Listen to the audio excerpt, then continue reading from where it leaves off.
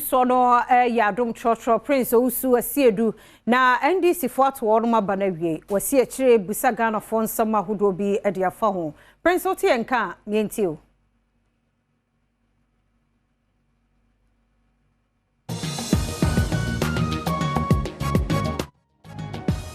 Ebedin komo na ya yempensempensemu efa NDC abato a ekoso eye presidential ene parliamentary no yebisa omanfo adwenkyire yenhwe banbo ho nsem abato na ekoso no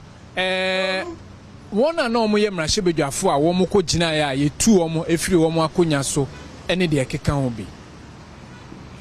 menwa medase efreme opani kranche hwe abato no a nyame adom mawie wo hwe banbo a basabasa esisi ba bi kakra ba Ghana de ebefa no ma eye enti senkane no ba wo hwe abato ni nyina wo hwe mra de ato ababedu ba this time ya nkanema bi ho asese nkeku yanimu mo pa but ni nyina twisan me kasa na me kire efa blabo nsam ewom ema omane kanko wa abato ho no ensoni wo hwe bonkum ni nifa omo yetu wom afoforo ba so ni nyina kwaye sesika jese wuni sika dia wuntimi nka bi wo man mo wo hwe omampani sika wo se wode ma omampani dada sika wode ma yese omfanfo ka emra mimi fam anya the writing so wo sika bi no odo ne man na ni party no ese wo this kan kosi party no so na NDC for no ankasa party na ase ho no this kan ma omo koto na wo me no kopra ade na wo kofa ka ama obia na me a me ka no manfa de a part of bribe and it is wo be pe omampani ade na wutwa braba hyasam ya to obama wa me nua me no ka say transport o transport anka on for my party no na party ni nka say monyi TNT mfamra ba mimi no mi ne ye kopra de na wo ko yisika ma ba ko so onfafo ka mra ete so to dwane mani ade obeto obama ama ye hwan obeto mo to dwane no obeto ma wo ete aye bribe e ba san kwadi ko mo party ni na party ni che say enkwa de a no problem but since ono di ni pem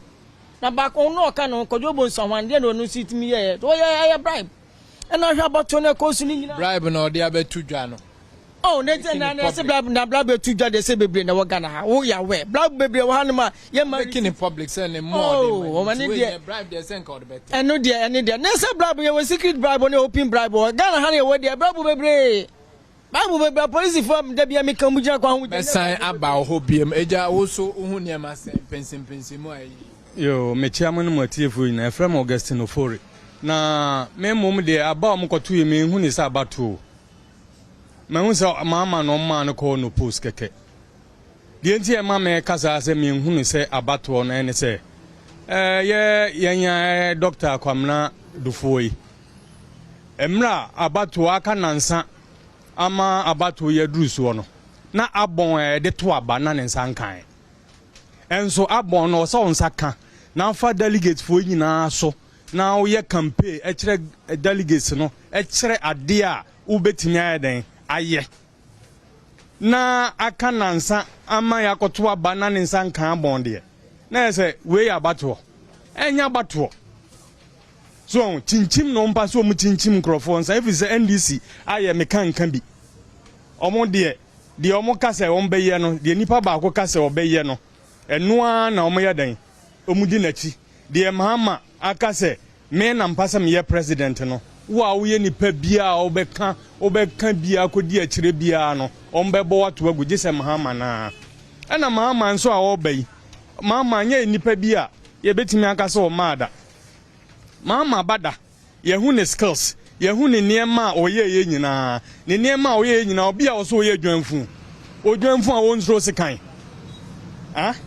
onu a ka kira asantefo se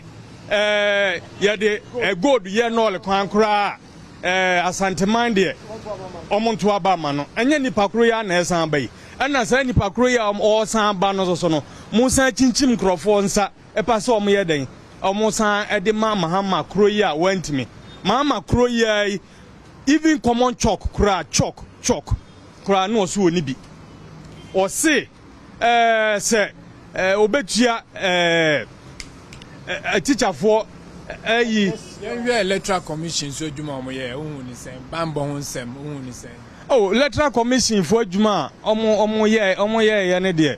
Me deɛ me fin sɛ ɔmo rules and regulation na so a na ɔmo nam no. Ɔmo deɛ ɔmo hu ni asɛm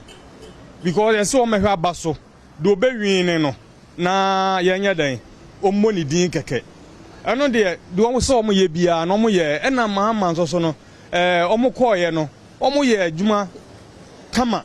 ɛmo hu sɛ mahama ɛma na ayɛ dan ɛna adɔɔso na ɔmo abɔ ne din electoral commission for deɛ ɔmo nyɛ adebɔne bia. So adwenkyerɛ analysis a ɔyɛ. Oh, to me ni deɛ ɛm sɛ abato na wɔtoe no ankɔye kyɛ sɛ mahama na MDC fo no pɛ sɛ wɔde ne bɛdi adeɛ nti wɔyɛ daadan sɛ na obi kɔ bi a Kumasi ɔsɛ kwadwobɔ nsuo Kumasi na baabi wɔtumi to aba no nya 3 how bia ne campaign wanyɛ campaign no ɛni ba ayɛ sɛ wɔn akyekye wɔn nsa sɛ